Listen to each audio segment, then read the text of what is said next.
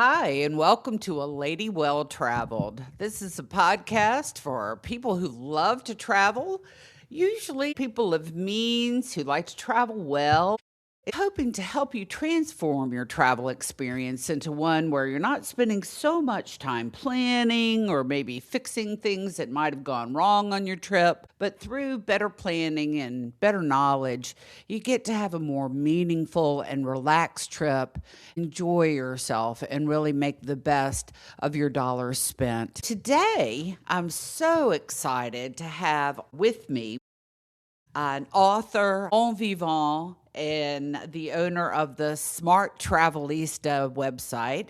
Her name is Linda King. And I want to welcome you and wish you a happy new year. And Linda is all the way down in Australia. Please say hello to our listeners and introduce yourself. Thank you, Shannon, for the lovely welcome and Happy New Year to you and everyone else. I've been travelling since I've been a child. Um, it was inevitable that I was going to go into travel. And I'm a current travel writer, travel blogger, and author of 13 books, soon to be 14, that are on Amazon. My background is I've worked as a travel agent at an airline and also in banking. Being the founder of the Smart Travelista, my aim is to share travel tips for people to travel well and save money, and also to share them on travel podcasts like your fabulous one, Shannon. Say a bit about Thank you. me. Thank you. And I just love that. When we met, I really loved the fact that you had written books on a lot of different things related to travel, but you'd written a book that dealt specifically with travel security. As you and I talked further about the fact that we really don't hear that much about travel security, even though it's a topic that comes up a lot. We hear newscasts about people getting attacked or, God forbid, even murdered. Unfortunately, in the United States, that's kind of a common occurrence. So, can you tell me a little bit about your book that covers security when traveling abroad? It's such a really important topic, Shannon. I would agree with that. So I've written a book called, in my Smart Travelista series, called The Smart Travelista's Guide: How to Protect Your Travel Health and Safety, which dives into travel health, but more importantly, how to stay safe while traveling. Safety is absolutely critical. You want to arrive back to your family in one piece and alive. So, we love traveling, but how do we do that safely? That's the aim of Absolutely. the book. Absolutely. I think that's so important. And I know our audience is going to learn so much from you today as we really take a deep dive, and we're going to get into some areas that may be a little uncomfortable, maybe a little awkward. But I think they're spaces that we need to go into for our audience. I know as fellow female travelers, you and I have discussed how we stay safe. Perhaps if we're not traveling with a group or we're not traveling with gentlemen, how do we stay safe in this current day and age? And in our increasingly violent world, attacks on tourists and travelers of all types are happening with alarming frequency. So I'm going to just come right out and ask you, Linda, is it safe now to travel as a woman, a single traveler, or even in a group? Or do you only recommend traveling in groups? So I think yes, it is safe, but Mm-hmm. what you need to do is you need to research and prepare before you take off. There is, obviously there are certain places you should never travel to either as a solo traveller or as a group, such as war zones and other countries that are known to be dangerous. I think if it really comes down to your research and finding out, don't just head into a country without having looked into things first. That would be my Mm-hmm. advice. Absolutely. We know right now Iran has just declared war on the United States and all of Europe and Israel. So, whether or not we're actively in a war with Iran, I don't know if that means they have encouraged their citizens or operatives to reach out and attack Americans or Europeans. But those are always things that we have to be very careful about. Um, We're going to talk a little bit more about how keeping your head on a swivel and staying informed is always a good plan for whenever you're planning travel. I was just in the British Isles in Europe for about 2 months, and I was rarely alone. I was usually with other people, but when I was alone, I always made sure that people knew where I was going, that I knew where I was going. I didn't flash expensive jewelry or my phone or anything like that, wads of cash. I always tried to stay pretty low key and kind of keep to myself, not make a spectacle of myself. Do you think that's a good way to be when you're traveling?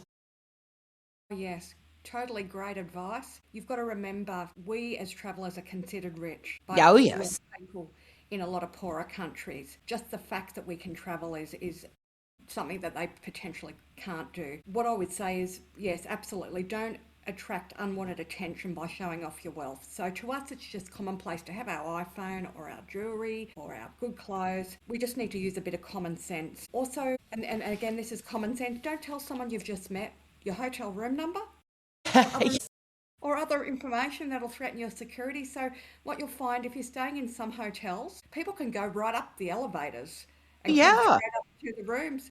In some of the other hotels, obviously you need a card to give yourself Hmm. access, but always be really aware of that. Like you don't know Yes. these people like you would a friend. And one big tip that I learnt early on, you need to be situationally aware of what's around you.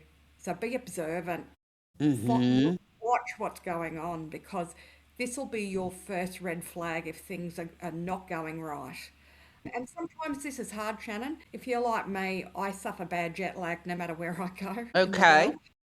And I've got to be extra vigilant when I'm jet lagged because obviously Hmm. I'm tired. So it's just about how you make sure that you're on your A game when you Hmm. arrive somewhere so you can keep that situational awareness up.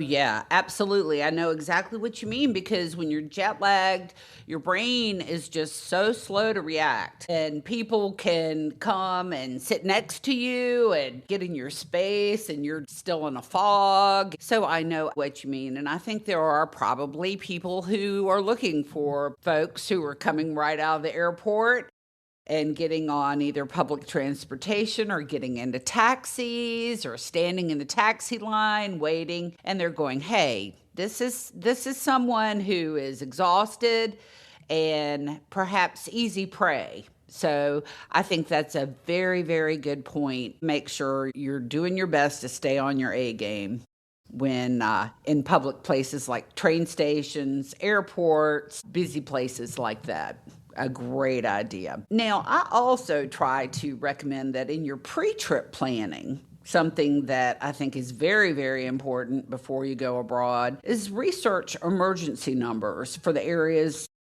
that you plan to travel to. Look up the number for the police. If you're going to Italy, what's that phone number for Rome? Or if you're going to be at the Amalfi Coast, how about ambulance services? In the United States, we can dial 911 for pretty much any emergency, and they can connect us to the police or the rescue squad, the emergency squad, the fire department, whatever kind of emergency you're having. In foreign countries, it might not be that way. There may be different numbers for all of those services. So take the time to find that out. You can look at the embassy website for the country that you're going to. You can look that up on the website as well. It's important, and as well as look up your embassy's website, phone number, and know who to contact when you're going to be in a foreign country because they're really your representative when you're abroad. I know that that's something you're very much an advocate for as well, Linda. When you travel, you're always aware of the Australian embassy, where they are, what the number is, and how to get in contact with them. Yeah, absolutely. Such great advice. So, in addition to doing what you've just said, I also check the destination I'm travelling to or destinations on the Huh? Global Peace Index. This is a fantastic website, and it tells you ranks all the countries in the world on their safety level. Huh? Yeah, and I think the top one at the moment is Iceland, is up the top as being the Okay. safest, as you can imagine. It's probably the remotest as well in the world. But I've just recently been there and I can tell you it is very safe. I was there. But yeah, this is a really great country website to look at. So you're going to India or somewhere like that, have a look Yeah. at where it is on the index. Also, as you mentioned, check your own country consulate website. Hmm. We'll usually give you travel threat levels, so it could be high, Yeah. medium, or low, and you can just take that into your decision making as well. So yeah, and absolutely remember the numbers. So as you mentioned, 911 in the US, it's 000 in Australia. So find Hmm. out the relevant in Italy or England, whatever that is. And all you got Right. to do is write it down on a little post-it note and stick it on the back of your passport, inside your Absolutely. document. And Great idea. it's just something that when you're under stress, you don't think of these things. So it's always good to be prepared. I think that's a wonderful idea. Just reiterating, as Linda said, when you're looking these things up, put a little sticky note inside your passport with those numbers on it so you'll always have it handy. And especially if something goes wrong or happens, you'll have it there. It's always available to you. One of the things that I also recommend doing is taking pictures of your passport and credit cards and leaving them with a trusted friend. You can take pictures and have them in your phone, but always make sure somebody's got those images, because we're going to talk a little bit later about what happens if your phone gets stolen. You want to make sure you share those pictures with somebody at home, or somebody with whom you're traveling, just in case your phone gets stolen. That way, if your passport gets stolen or your credit cards, you'll have the photos of your passport, you'll have photos of your credit card, and then hopefully you can get those to the embassy, have those to report to the credit card company. As a great segue, speaking of the phones being stolen, I've heard there really is a big increase in that, especially in Europe. Can you talk a little bit about that for us, Linda? Yeah, sure, Shannon. If you think about it, the mobile has become so important to us. It's like a Mm-hmm. necessity. We can't leave home without it, and if we Of do, we feel course. like we've lost a body part, right? Yeah. Yeah, a lot of us unconsciously are always got our eyes down looking at those mobiles when we're traveling, because it's just instinctive and automatic what we do in our normal day life. What we need to remember is we're at risk when we're doing this, because it means our situational awareness, our Mm-hmm. observation skills are not as good, and we're a little bit vulnerable, and we're a prime target for thieves. So um, it's a it's yes, we need them, but then we've got to Mm-hmm. balance that against our safety, because you've got to be on your, as I mentioned before, on your A game when you're travelling, because you've got to be alert to any risks. And I hope most people that are listening don't fall into that category, but you've got to be Right. aware. Absolutely. Can you tell us about the increase in phone theft, and what are some statistics that illustrate the fact that folks need to be aware of and need to think about how often they're flashing their phones, even if they're trying to take pictures or use it for navigation around a foreign city? Can you tell us a little bit about that, and really what's going on with phone theft in foreign countries? Yeah, so I was recently in the UK, so I thought I'd use them as an example, because Okay. they've got a big issue with with mobiles. I had a look in 2024 in the UK alone, about 80,000 plus mobiles were stolen. Doesn't Wow. sound like a lot, It but does, actually.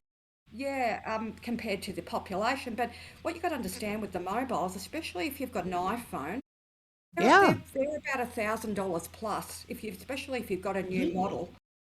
And they are easily stolen, because the thieves are very savvy with this. They can transfer it back to factory settings, and basically it's a brand new phone again, removes Mm-hmm. all the data, and then it's easily used to sell.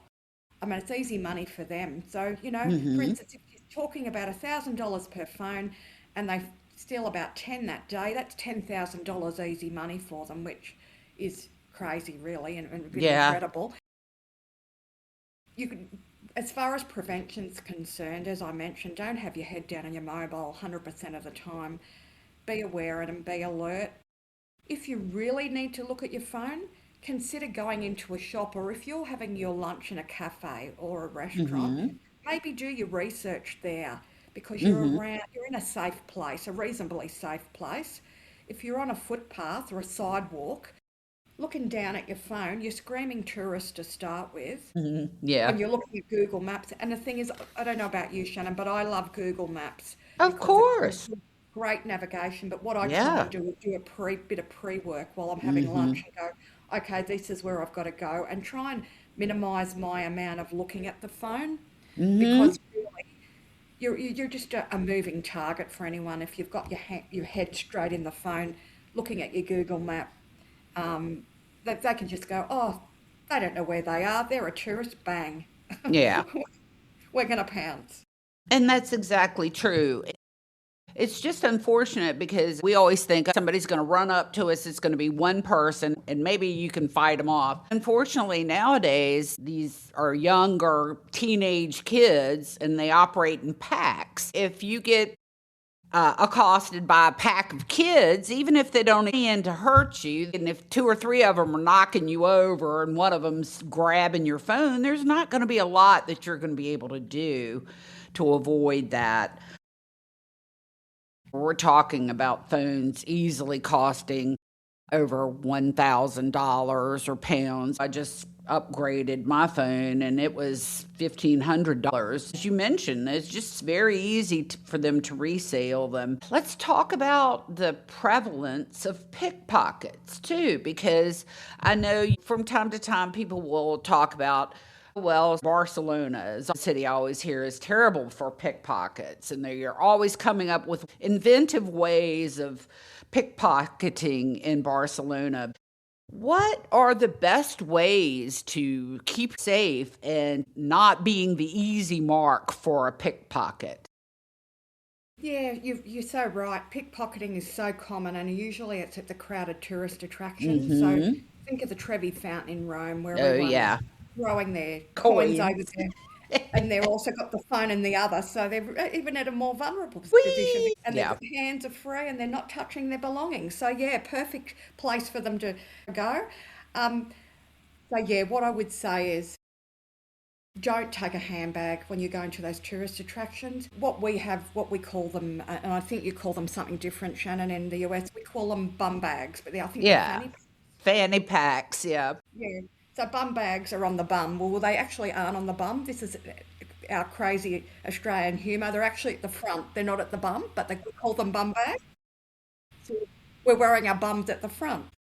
Go figure. What I would say is have all your belongings if possible. And sometimes it's hard because we've got a lot of things we're carrying. Sure.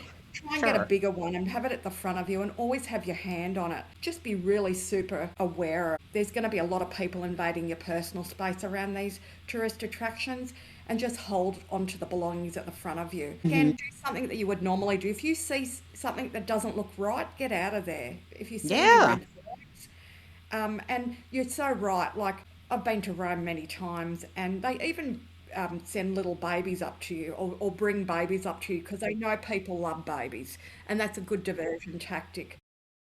And yeah, I've been many times, and it's usually some of the gypsies as well. They will Mm-hmm. come up to you with a group of Oh, children. yeah. Group of They don't children. speak.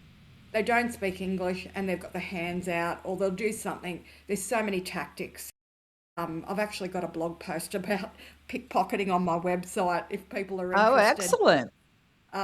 About yeah, what to do, what not to do, and what to do when you're in that sort of situation. But yeah, it's just really a common sense.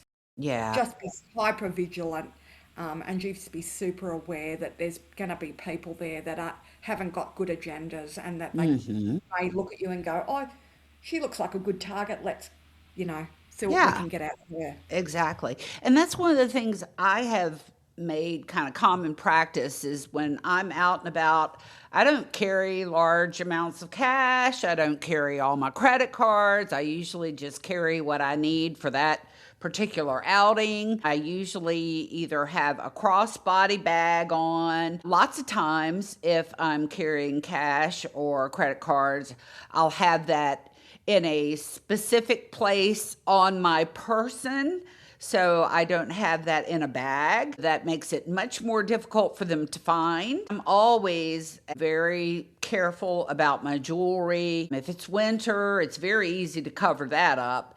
But if it's summer, just no flashy jewelry. Keep it to yourself. I think there are a lot of things that you can do to make yourself not the easy mark, because there are so many other people who I think they're going to go after the easier targets.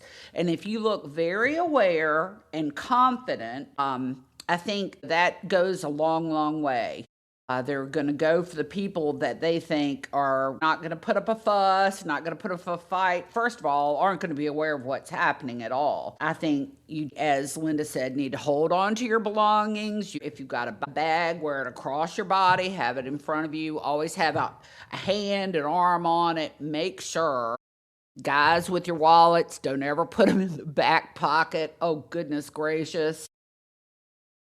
Use your common sense and think about, goodness, how can I keep my stuff safe? And I think that'll go a long way. So let's dive deeper into this and let's talk about what would happen, God forbid, if you do get robbed and you have personal property that's taken, like your jewelry, your watches, your money, your credit cards.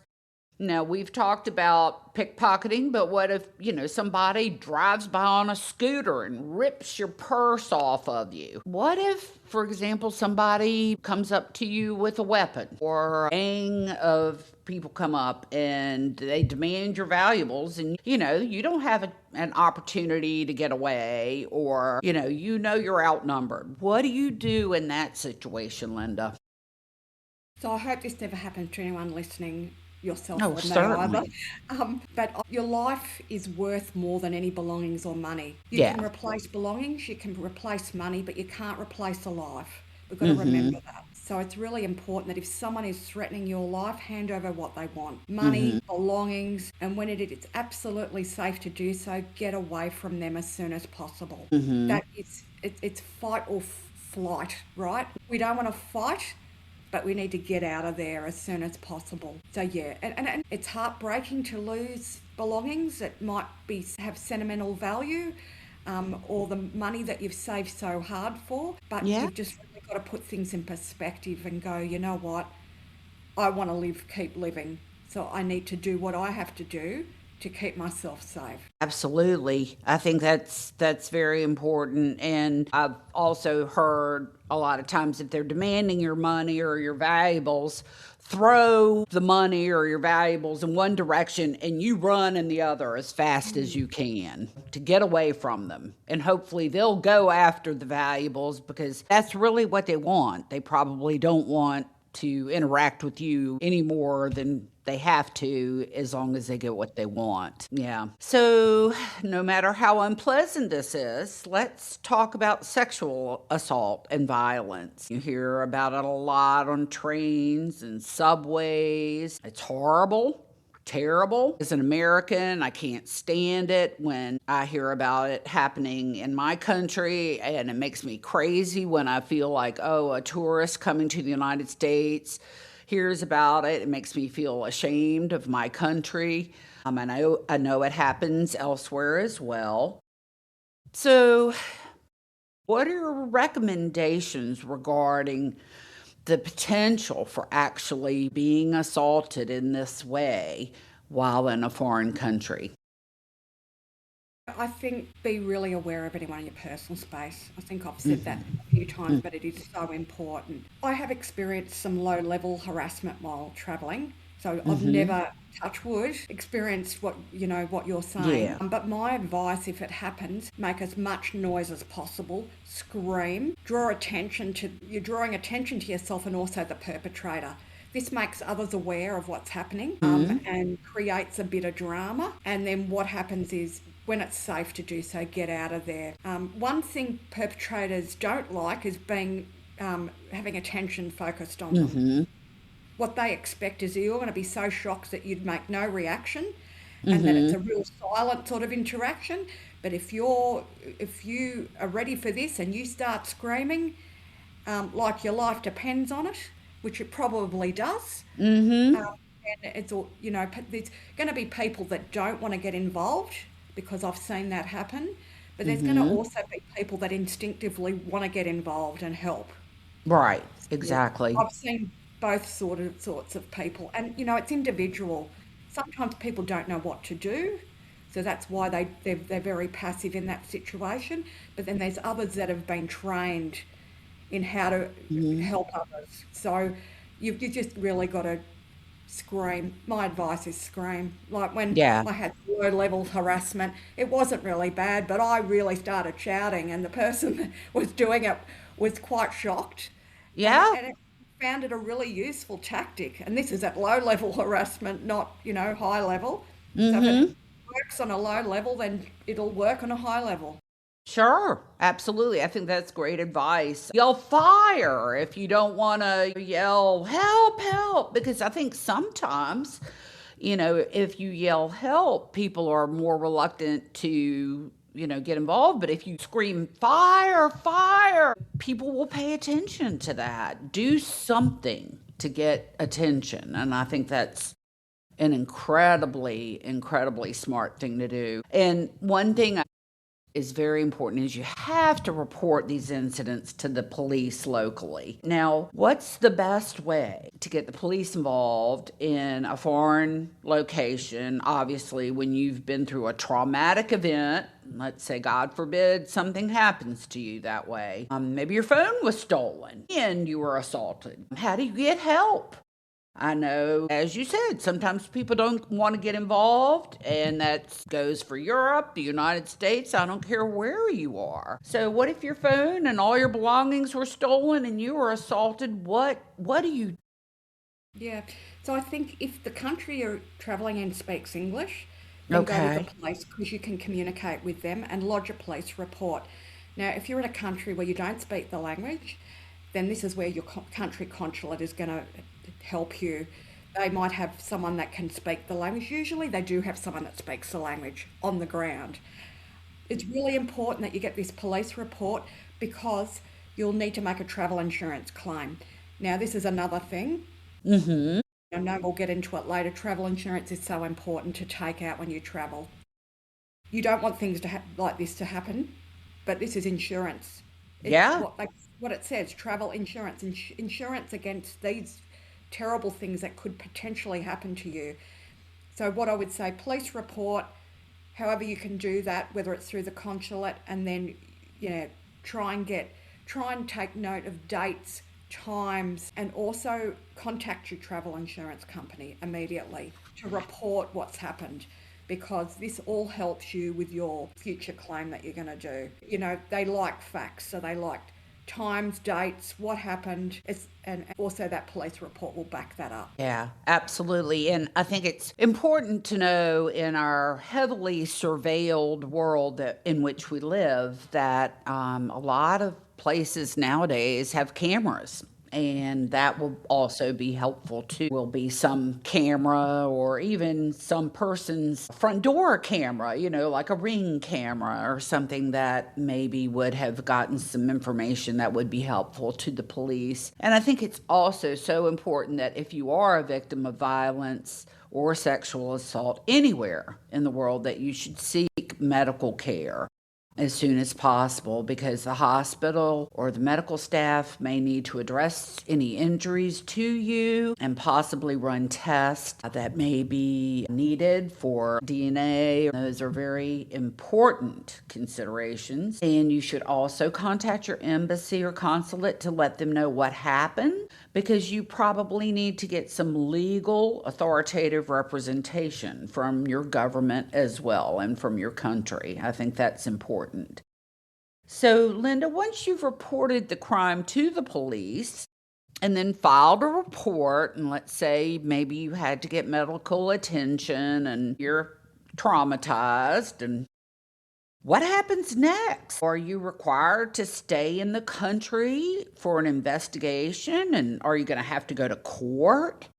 What if you've got to go home and go back to work or back to your family? Or are you going to have to return to that country to testify in court? How does that all work? So, Shannon, and you bring up a really good point. I think every situation is different. It depends on what's happened and Okay. what's needed. I would, without a doubt, seek medical attention firstly with whatever's happened. But I would also be in regular contact with your home consulate because sometimes, in some cases, I can help you legally.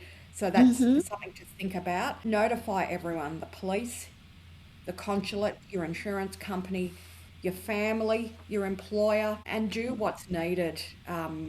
Get that support and get the matter resolved. But at the end of the day, think about your well-being and your safety, and getting yourself through what's happened to you.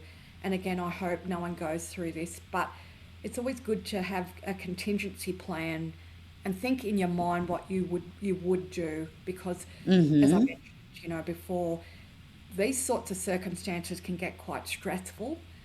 And when we get stressed, sometimes our logic isn't as on point as it could be, but it's understandable because we're emotional and we're going through something traumatic. So it's just about knowing, okay, if something like this happens to me, God forbid, this is how I would address it. Who would I get in contact with? What would I do? Um, and also the consulate, and again, I've never needed, touch wood, to use them any time at the moment, but they have got really good people there that would unfortunately have gone through situations like this with travellers, Mm-hmm. so they would know what to do. They would have support people there.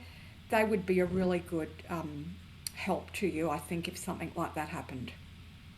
Okay. And I think that's, again, great advice. Now, you talked a little bit about purchasing travel insurance and the absolute necessity of doing so. Do you believe in purchasing travel insurance specifically for security reasons that covers the possibility of assault or robbery or getting pickpocketed? And will that insurance cover the cost of getting you home if all of your money and credit cards are stolen? Yeah, look, you need to really look at the policy and see what it covers because a lot of policies are different. But yeah, Okay. absolutely. Travel insurance is an absolute must. I think if you've got money to travel, you should Mhm. definitely take out travel insurance. If you don't take it out, you're putting your life, your health, your security, and your financial situation at high risk, in my opinion. Um, but again, you must really fully understand what's included. So, some insurance policies include medical, unlimited Mhm. medical. Some will cover you for cancellation, also for unexpected events. But I know we don't like usually looking at the fine print sometimes, Mhm. but it's in this case, I would suggest that people do look at the fine print and really understand what they're covered for because then you'll know ahead of time, okay, I'm covered for this on my insurance policy. Call them now because I'm going to be able to Mhm. get coverage for that. But again, policy is different. I think sometimes, and if the US is like Australia, we have credit cards that you can take out and they give you Mhm. complimentary travel insurance. Mhm. But what you've got to understand is sometimes that's only the bare minimum. It Mhm. doesn't cover you for a lot. So sometimes it might mean, okay, well, I've got that travel insurance policy. Maybe I need to take out an additional one for X, Y, and Z. So it's Mhm. just about understanding. So just don't assume that that insurance policy is going to cover you for everything. Really look at it and find out what's Right. covered. And I think that's a great point. I know a lot of times when I've gotten travel insurance for traveling, it will say specifically, this does not cover an act of God. It doesn't, they don't a lot of times cover terrorism. You can get a terrorism rider. So you have to really, really look at the fine print. That's a great point you've made for our listeners today is they need to look and see if they're concerned or a place they're going to is, particularly noted for being a high crime area. Now, you talked about the travel insurance covering medical. Would that also possibly cover any health related problems if you had injuries that you suffered due to the hands of the attacker? If you were beaten or you required hospitalization or surgery, would that also come into play? think, look, most travel insurances cover a percentage of medical expenses. So Okay. it's really good, again, to look at the policy. I know, and this is different in each country, but most of the policies that I purchase have unlimited medical. Okay. Depending on where Yeah. I'm traveling to. So if I'm going to the US, I know I've got unlimited medical, or wherever it is. So yeah, again, really important that you look at what your policy covers. It's easy to find. They'll give you like a document, and they will tell you, that'll be like a one pager normally, and it'll have a table on what's covered medical wise, unexpected events, cancellation. So it's just about referring to your policy documents, and that'll give you more information about that. Yeah. And I always, as soon as I get travel insurance, and I don't know about you, but I always print a copy and put it in my luggage. I know a lot of people are like, oh, that's so old fashioned. You can just look it up and have a PDF. Well, here again, what if your phone gets stolen? Because you just don't know.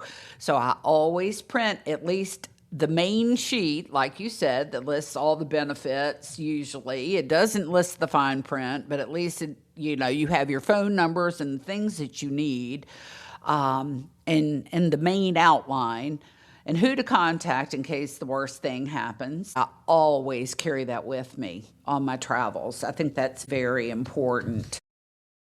So we're sharing this information to simply help you, the audience, be prepared for any situation you may encounter while you're traveling. And we certainly don't want this topic to scare you away from traveling or to dampen your enthusiasm for traveling. I'm 61 years old and I've never had an incident like any of these that we've described.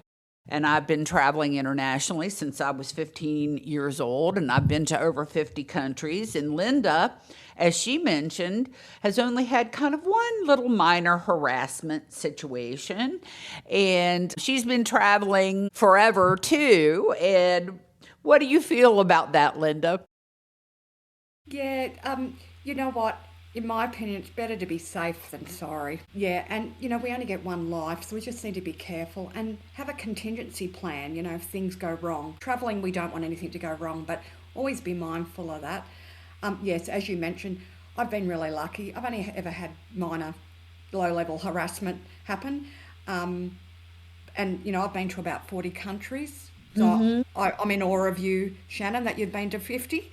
Um, And I've I'm a really, newbie. There are so many. I have an interview with a gentleman coming up who has been to 160 countries, and I'm like, oh oh, my God. Oh my it's God. amazing. Yeah. So, but look, one thing I would say is never take your safety for granted, ever. And I say that Amen. in big bold letters. It's not about not having a good time, but it's just about being safe, really. Yeah, yeah. So many people go on vacation and they just totally abandon all reason and logic, and they get vacation brain or whatever you want to call it.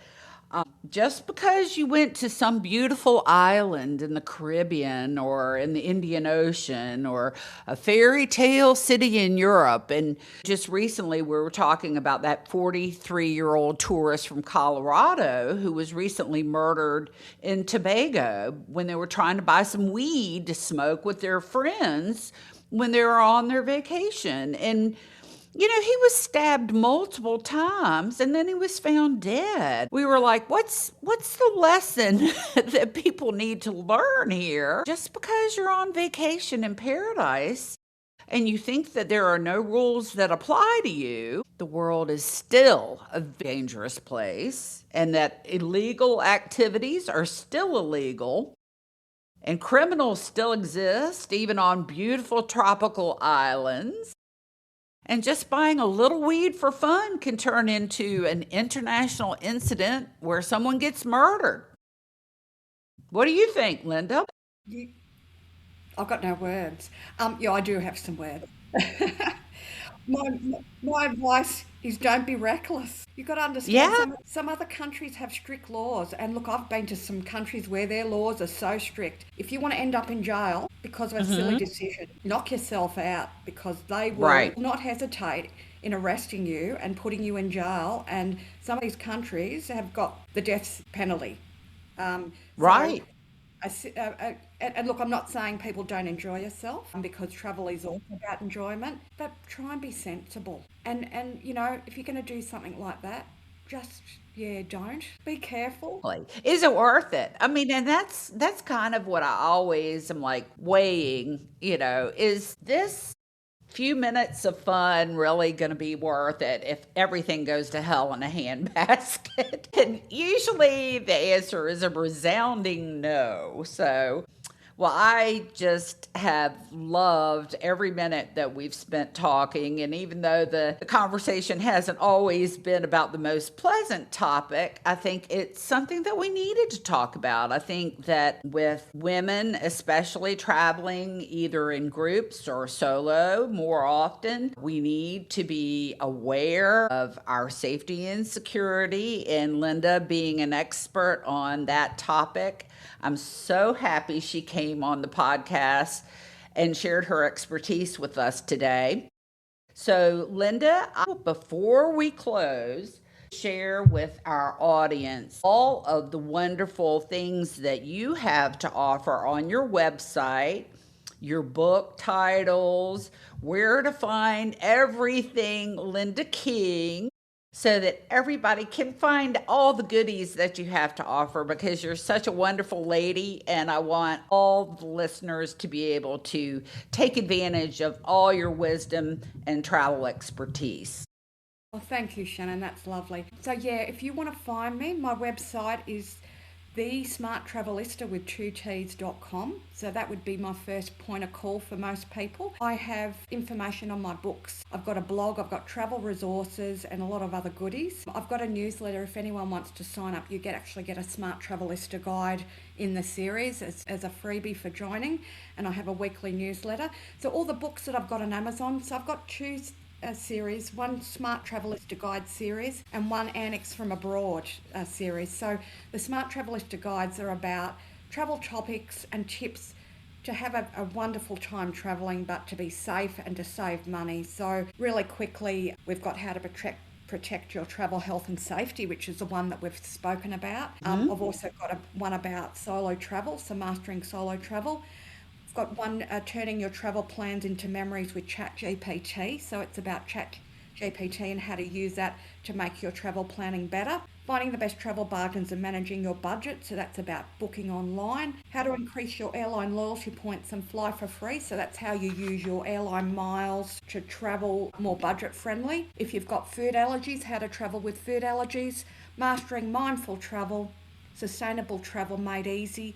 And the freebie, if you join up with the newsletter, is the best overseas bargain shopping, which is one of my favourites because I love to shop. The Annex from Abroad books are situations I've found myself in where things did not go right and other Uh-huh. people that you met. So if you're into entertaining travel stories, this would be the series for you. I And love it. we've got 4 books in the series, soon to be 5. I'm working on the 5th one. All We've got right.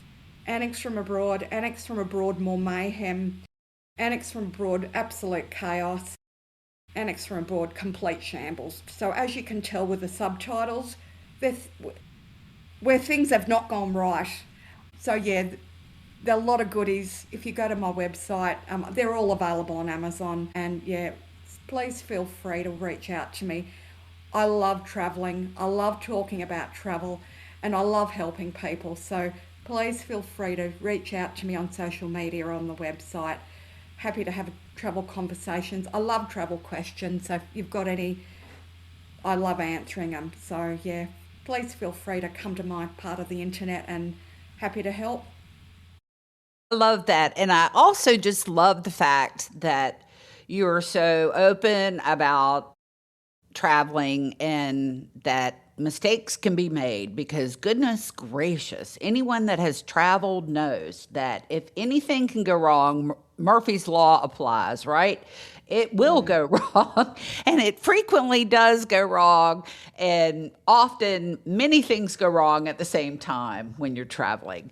And you have to laugh about it. You have to remain open and flexible and just shrug it off because things are going to go wrong and it's just part of the travel experience. And so, as you have heard, there are so many wonderful goodies that Linda has to share with you. And again, I'm just delighted that she joined us, and I hope she'll come back to talk about something else really soon because she's so much fun. Absolutely, Shannon. And look, thank you for having me. I'd come Sure. back anytime. Thank you. Well, before we close, I'm just going to remind you that you can contact me at Shannon at aladywelltraveled.com. That's Shannon at aladywelltraveled.com with 2 L's. And I'm also available on Facebook and Instagram. I'd love to hear from you. You can listen to me on all of your favorite streaming platforms. Share a Google review and let me know how you like the show. And always remember that God created this big, beautiful world just for you, and all you need to do is get out there and see it. So until the next time we meet, bye-bye.